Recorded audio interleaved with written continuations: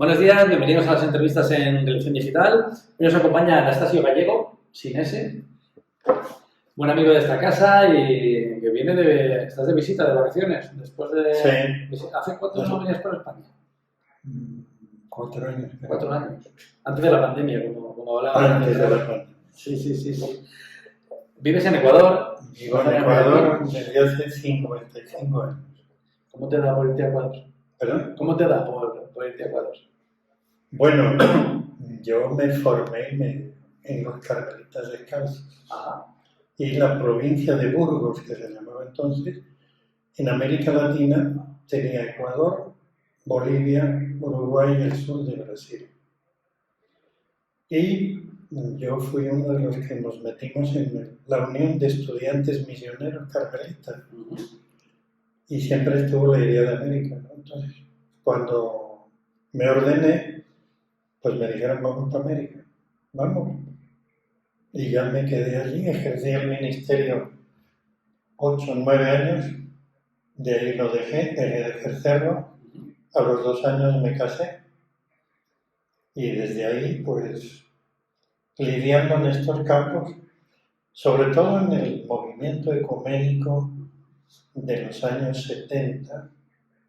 Tenía una fuerza importante y en Latinoamérica más, y que después se vio un poquito acogotado por los impulsos involucionistas, y que ahora parece que con Francisco tanto el ecumenismo como el diálogo con otras religiones se vuelve a potenciar.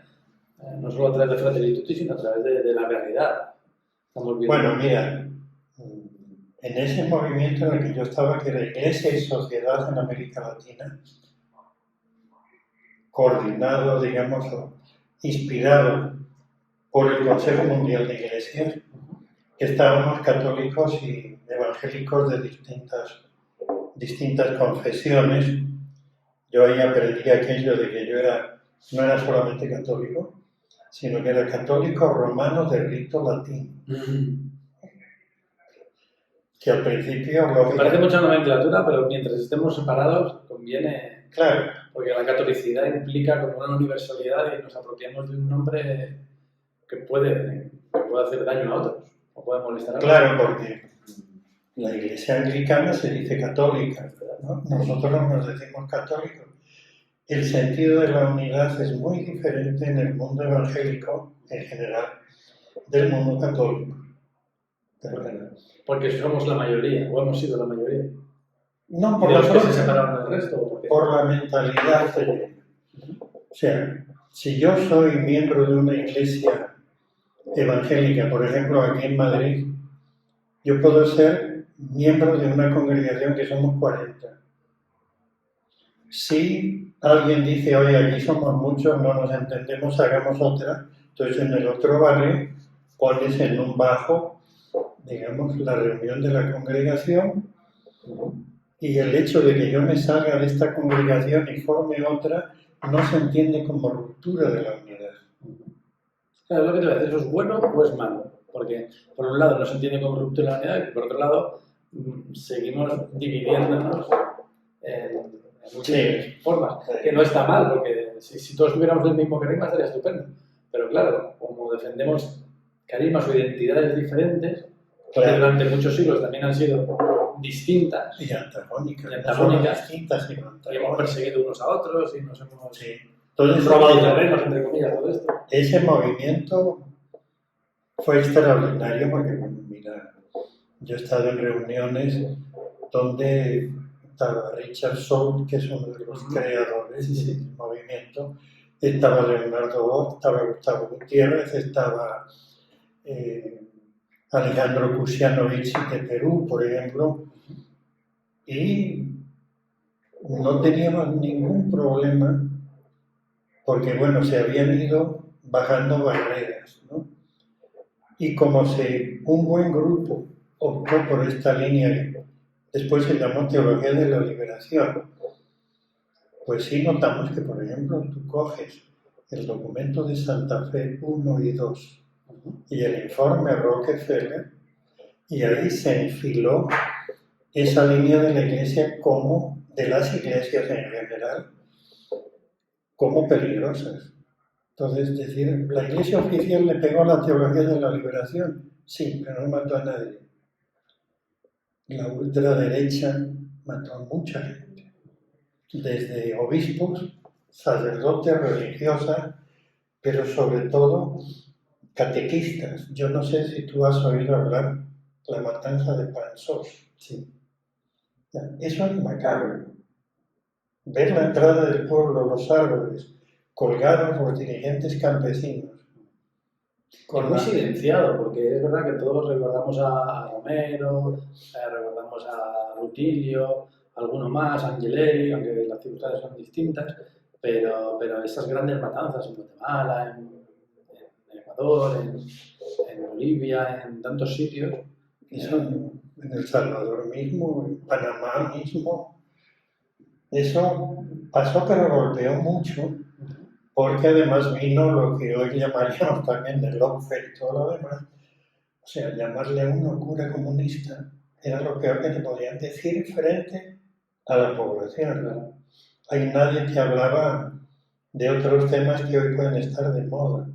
O sea, hubo a los que cayeron, fue, mira, Alsina y todos los demás.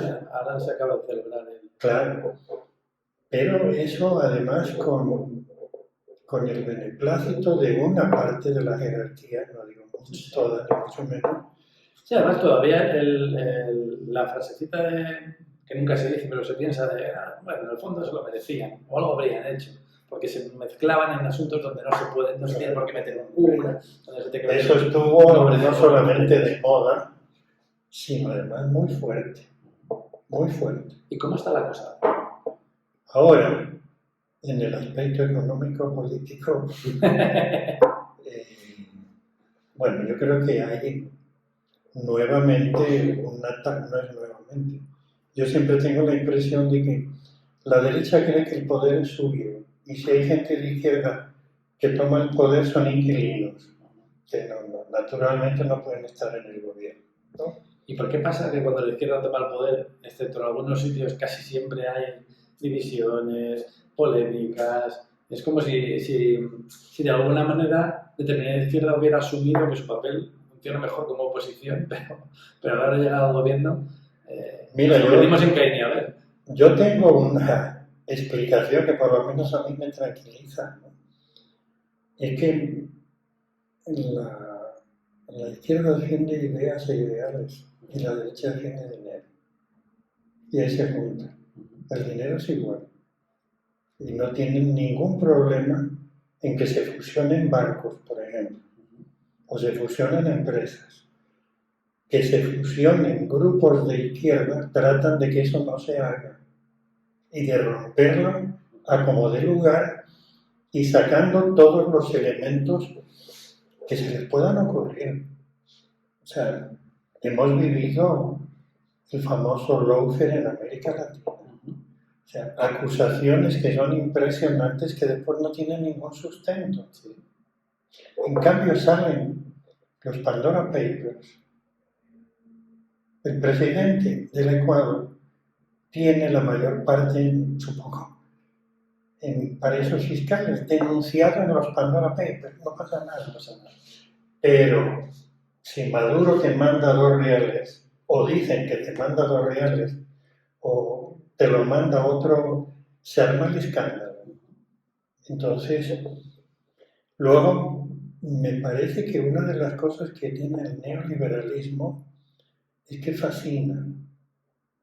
O sea, entrar al Corte Inglés es fascinante. Sí. Por primar, tienes que ir al primar de Sí. Es espectacular. O sea, sí, planta. Yo que hago de formación profesional o no sé qué, una comparación.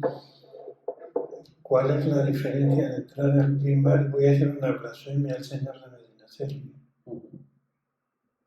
¿Y cuál es? Sí. Mucha gente es evidente que hay una diferencia, pero... Cada uno va a buscar, yo no sé si conoces a este teólogo brasileño Jun Monsun, ¿no? Este es un laico que trabajando y militando en grupos de iglesia y de juventud universitaria estudió economía, pero después le intrigó mucho todo esto y estudió teología.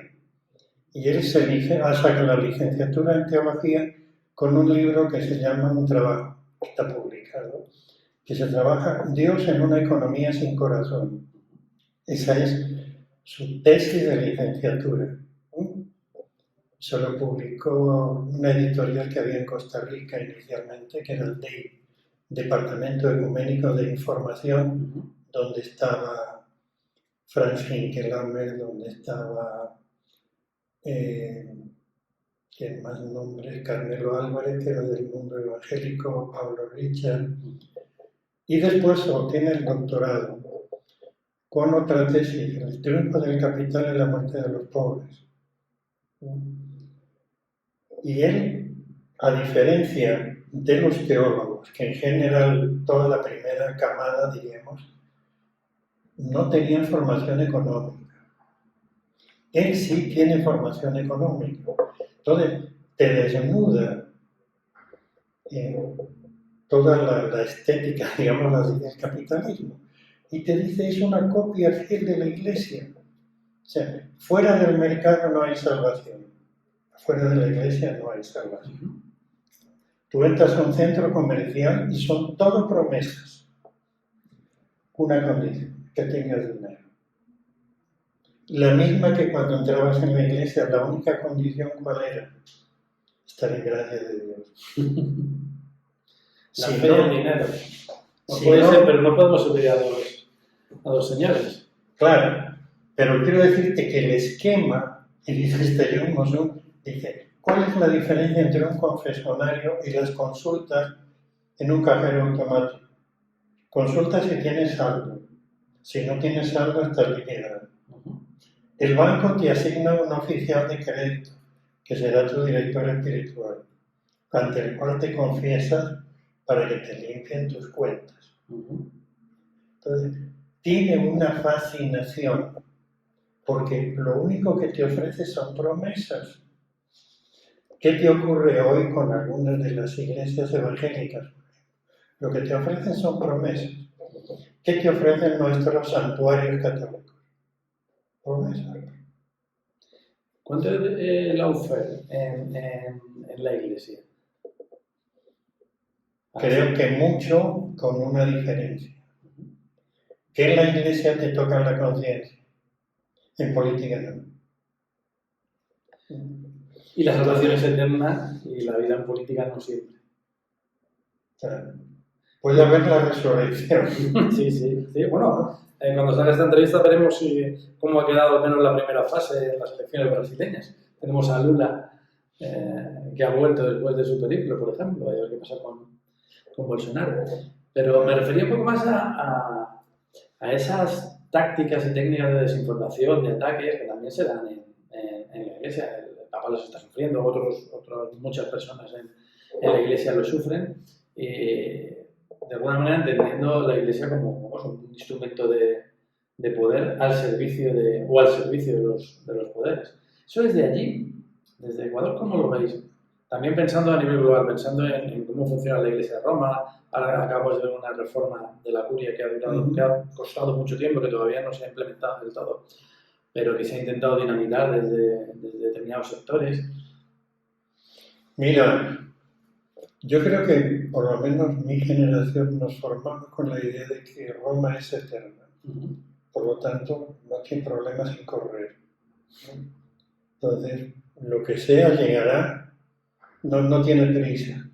Y el mundo ahora es eterno, también para la iglesia, porque es un mundo con tanta prisa, donde todo queda viejo. Yo creo que tratar de ver que tenemos un recetario no es tan cierto. El Evangelio no es un recetario, ¿no? Claro. No puedes ir a buscar recetas. El rato que vas a buscar recetas, lo único que estás haciendo es buscar o cómo fundamentar lo que tú crees o cómo justificarlo.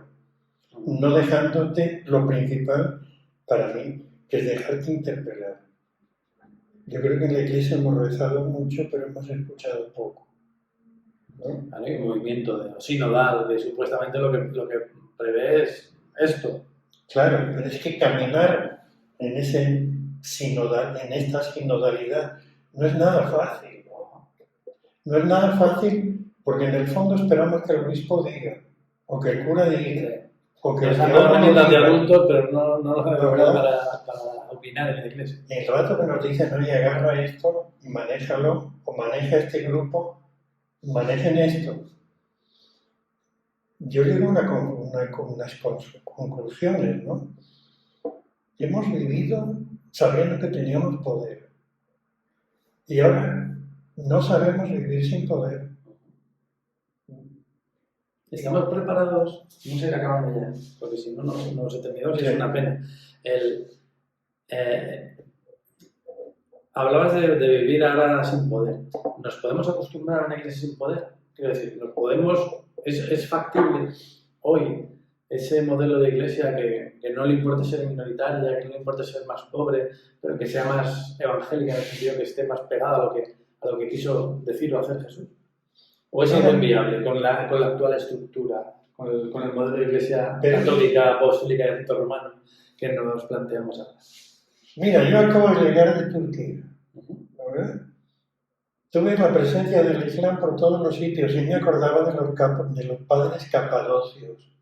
¿Qué queda de la iglesia? No quedan comunidades, probablemente, ¿no? ¿Qué pasaba con el norte de África en los primeros siglos? ¿Y qué pasó después? Desapareció a partir del siglo VI. Pero la iglesia no se acabó. Entonces, se aprendió a vivir de una forma diferente, ¿no? Y yo creo que estando en América Latina, sí nos dábamos cuenta de que estar sin poder, primero, ya no tienes sotana ni tienes hábito.